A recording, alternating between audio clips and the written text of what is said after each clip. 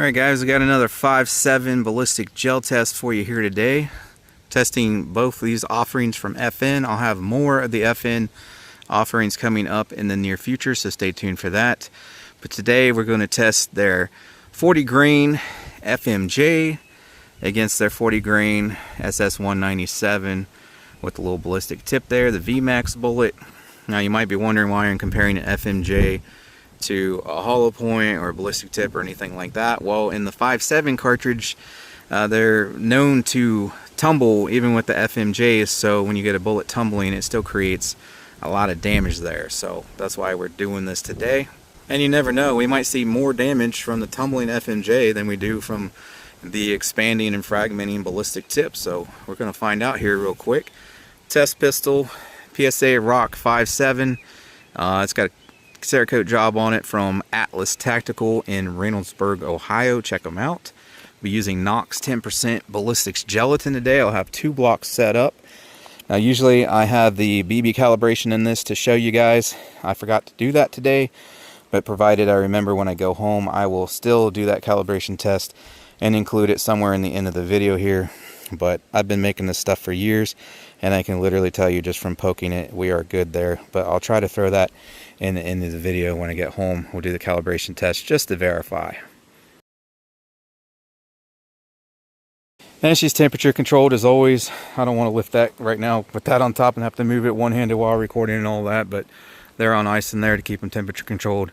We'll have some velocity reads coming up for you guys, and then we'll get expanded diameter, retained weight, and all of that as well. If you guys want to get yourself a little scale, micrometer, caliper that I normally have, I forgot that today as well. Chronograph, even the Knox ballistics gelatin I use. Links in the description for all that. And one last note before we get started here, I've had a heck of a day today, guys. I can't even hardly talk, see? I usually do a bare block shots, which we will do here, and then I do 4 layers of denim test just as a worst case scenario. And I don't have my denim with me today either. Not intentional. So I got a little makeshift barrier test here. I'm not going to open this up. If you saw the previous 5.7, what did we just test? Oh, we did both offerings by Hornady, the Hornady Black and the Hornady Critical Defense. If you missed that video, I will have a link to that one in the video description as well if you want to check that out.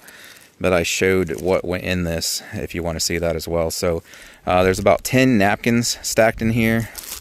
4 layers of my typical shoot and see targets that I use in all my videos stacked up behind it, and then of course I got it wrapped in this plastic ice bag here and taped over. So this is my makeshift clothing barrier since I forgot the denim today.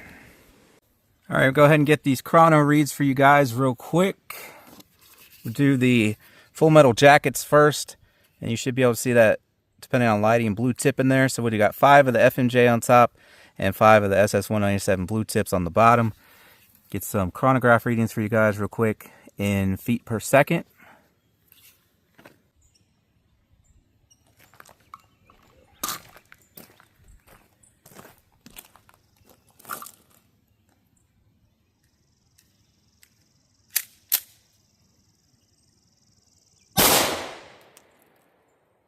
$16.02.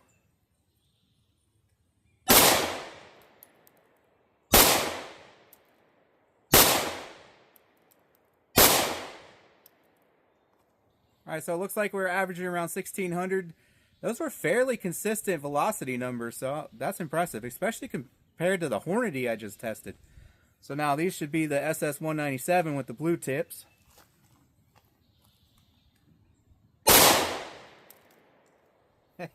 I was going to say, those definitely had more pop. I felt it. And 1655.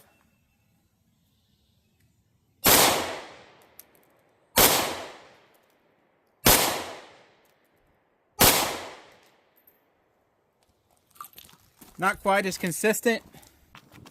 Still more consistent than the Hornadys. And the safety glasses I'm wearing today, guys, are by HTS Hunter Sky. They're ballistic rated. I actually have a torture test video on them where I shot them with several things. If you want to check that out, it's in the Parts, Accessories, and Optics playlist. But if you dig them, I have a link in the description for the glasses as well. So go ahead and get these blocks set up and we'll get started here. Alright, so let's do their FMJ here first on the right side of the block. Then I'll spin you guys around to the left and we'll do the SS197 with the blue tip. And then we'll do it again with that makeshift barrier. So here we go with the FMJ bullet.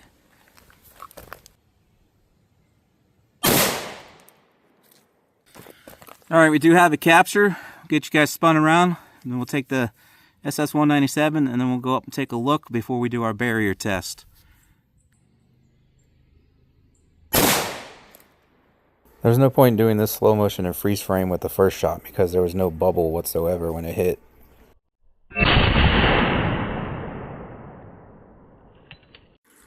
Even with this one, there's not a whole lot to see. Alright, let's see what we got here. So entry. So a whole lot of nothing from the FMJ until it finally tumbled at about 5 inches in there. Finally tumbled, and you see when you get that tumble, like I said, you get massive damage, but it's dependent on it tumbling. So I mean, if this was a skinny attacker, it's not really doing anything till it's starting to exit them. So just a little tiny pinhole, so that is not ideal.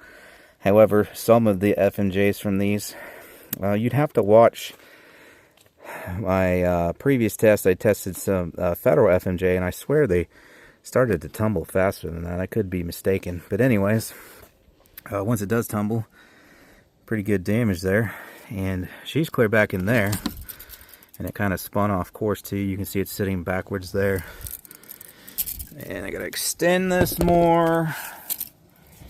I need to be an octopus with like 8 arms or whatever they have to record and do this all at the same time. So a hair past 18 there for the FMJ. Oh, this bubble kind of sucks. Can't see a whole lot there. So there's the SS109, and wow, you guys definitely will want to go check out. I'm not going to say anything, but go check out the previous Hornady video, the Hornady Black and the Hornady Critical Defense. Yes, you're definitely going to want to check that one out if you didn't see it. I'll have a link in the description for that. So there's the SS197.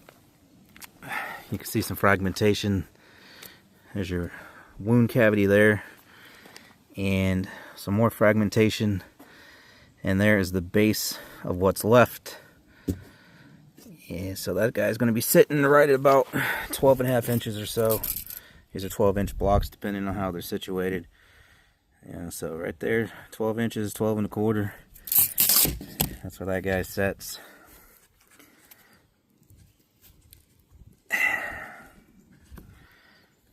And pretty good hunk left. I'd say that's most of it, but she is mangled there. Get that FMJ pulled out. And then there's that FMJ bullet, obviously no expansion. So I flipped him over here preparing for that little barrier test we're going to do. I don't know how well you guys can see, but the FMJ actually did more damage with the tumble. The only problem, again, it's not till really about 5 inches in, which, you know, if you're your typical skinny thug, then it's almost not doing anything until it's beyond, you know, the vitals there. We're only on the very back side of them. So, but let's throw up this barrier here and see what happens. All right, since we're still on this side, it'll be reverse order this time. So we will hit it with that blue tip SS197 first now, and then we'll go around to the right side and hit it with the FMJ. All right, good hit and capture. Do the FMJ on the right side.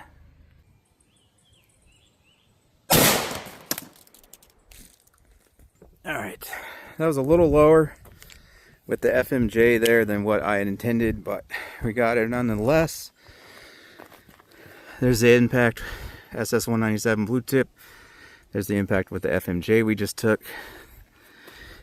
Again, the FMJ, not only did it do way less damage than the non-barrier shot, you can see there, it finally tumbled. Again, it's not till about 5 inches in or so. And this time, our tumble barely did anything.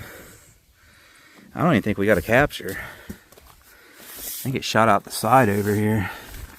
that's not it. That is our 197. So through the barrier, you can see here, there's the 197 through the barrier block. You can see it immediately expanded. Then with my little makeshift barrier there, it did not. So I think that's from tumbling, because you see here it did not expand. Oh, there's our FMJ. But we got a massive wound cavity, but it didn't start for 2 inches. That's because it didn't expand. It tumbled after 2 inches. So if I recall correctly, when I pitted that against the Federal FMJ in my first 5.7 test, I think that's similar results. It either mushrooms and fragments and does a pretty good job, or if it doesn't, it tumbles rather quickly, much sooner than what these FMJs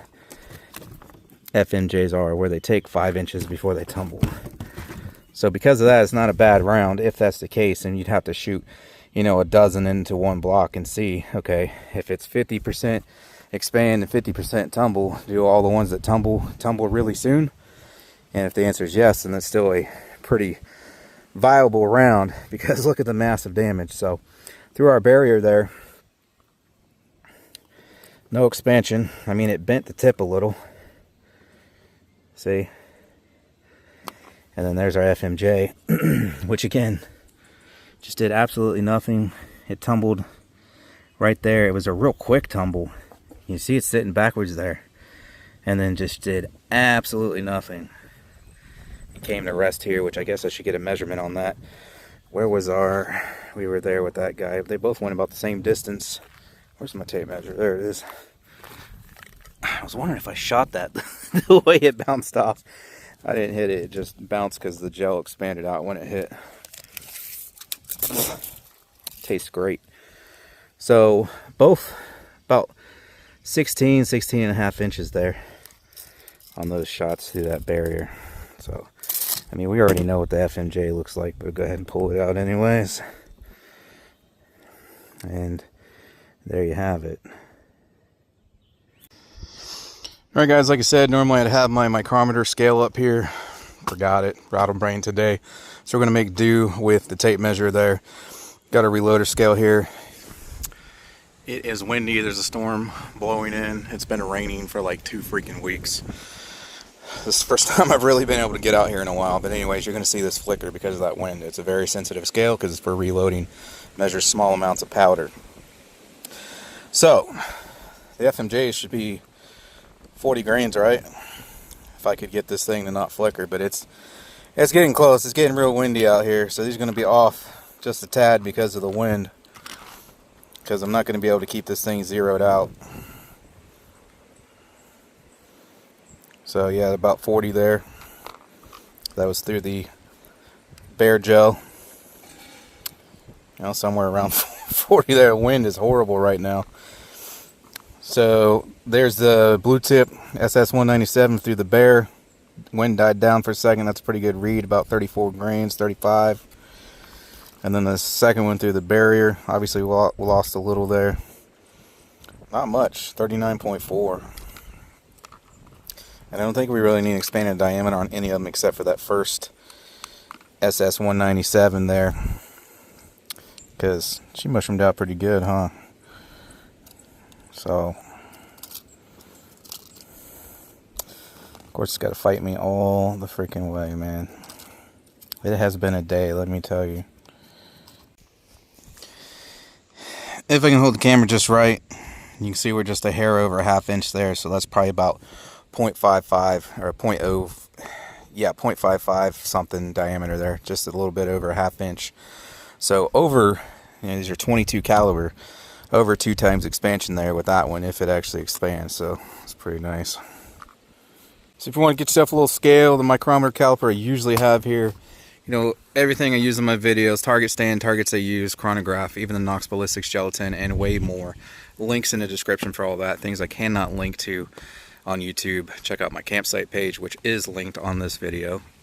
As I said earlier, this is my third 5.7 test now. I like doing 2 in 1 video. It gives you guys, you know, more useful information that way. So I'll put the other two, we did the Hornady's black and the critical defense. I'll link that in the description for you if you guys want to check that one out if you missed it. I also previously pitted this against the Federal FMJ, which again, I'm gonna have to go check myself, but I swear it performed better than this FN one did. So if you want to check that one out, I'll also link that in the description for you as well. I may eventually have to make a 5.7 gel test playlist. But that'll do it for this one, guys. Thanks for watching as always, really appreciate it. And I hope to catch you on the next one.